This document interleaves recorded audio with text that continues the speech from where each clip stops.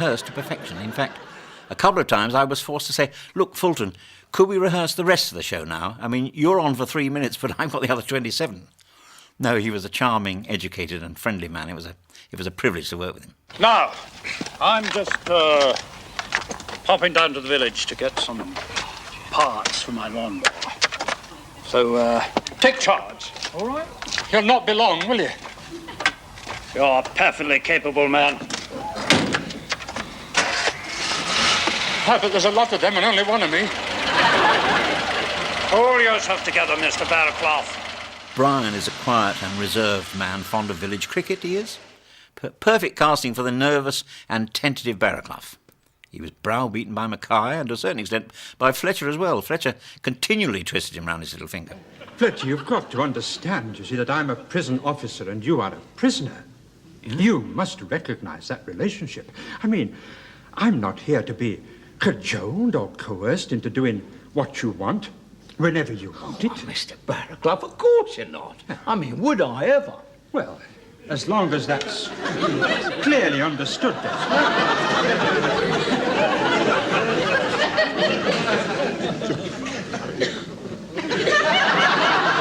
And Barraclough was so busy trying to be fair and honest that he never noticed he was being manipulated. He was henpecked at home and henpecked at work.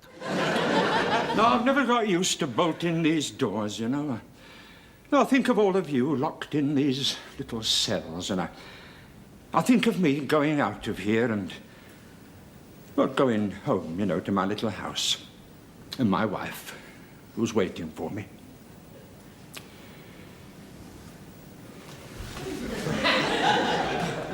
What's the matter, Mr. Barraclough?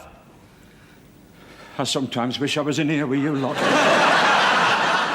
And Brian played it all with just the right amount of long-suffering fortitude in the face of insurmountable odds.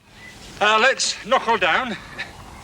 Now, my approach may not be as rigid as Mr. Mackay's, but there's work to be done, and it's my job to see that you do it.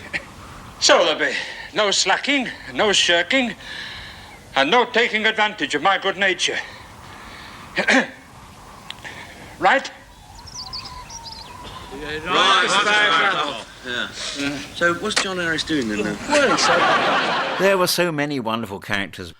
Horrible Ives, played by Ken Jones. Nasty little Weasel was moaning and groaning and complaining and regularly put on by the others. I've been stung! Really?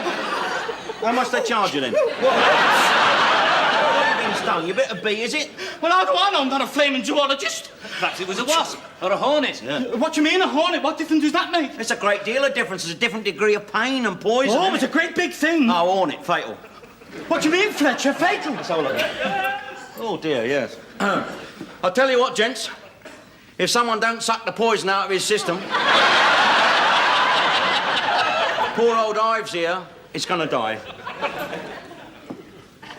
You're going to die, Ives. Yeah. Big Grouty, prison baron, respected and feared by all.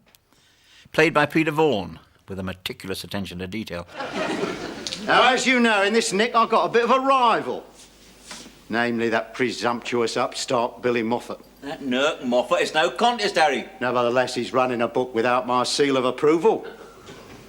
So, I'd like to take him to the cleaners. There was the governor, Michael Barrington, nervous man, desperate to preserve peace and quiet at any cost. Great fun with his tropical fish, always a cause for anxiety for him, his fish. Poorly, as is that? Oh, you noticed. Well, I assumed from your demeanour, sir. Yes, well, I'm very much afraid, Mr. Mackay, he may have developed fin rot. And, of course, Bunny Warren, played in an easygoing, simple way by easygoing, but not simple, Sam Kelly. You're a clever bloke, Fletch. That's why I wanted your help, see? Oh, I see. Another one. Advice you want, innit? Advice to the lovelorn.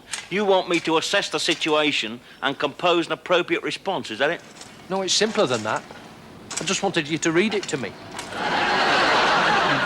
I'm going straight. I'm straight as an arrow. I thought the series, as a sequel, was excellent.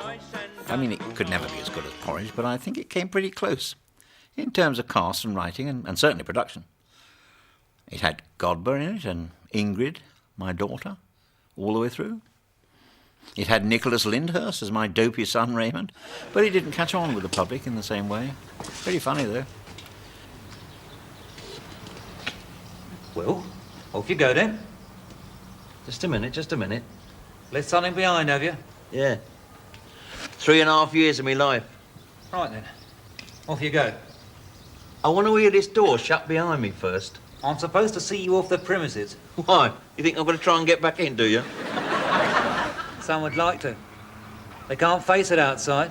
Listen, mate, you're never going to see me hammering on this door crying, let me in, I'll tell you. Right then.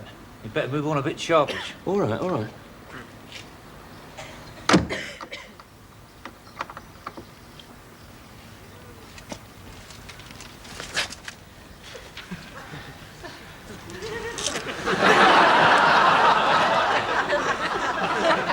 The character of Fletcher was all in the writing. I just had to play it. He was a Cockney character, a wily man, a manipulative fellow with a gift of the gab. He was always so protective of Godber, mind you, but he was, nevertheless, selfish, looking out for number one, lazy so-and-so. But witty, quick, which endeared him to the other inmates, and incidentally, I think, to the audience. He had some classic lines. Do everything by numbers, did you?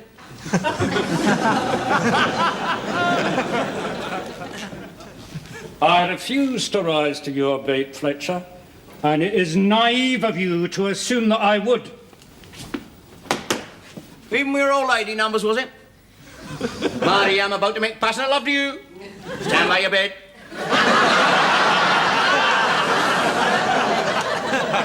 Wait for it. 2, 3, knickers down, 2, 3. You see those flowers over there? I want you to fill one for me. What, from here? You can see a difference in Fletcher, you know. I think Mr. Venables sending him home has made him realise what he's been missing. No, it suddenly dawned on him he's been on a mugs game all these years. Oh, yes. He's had the cockiness knocked out of him. We've seen the last of his leery insolence. You can't beat the system, Mr. Barraqual.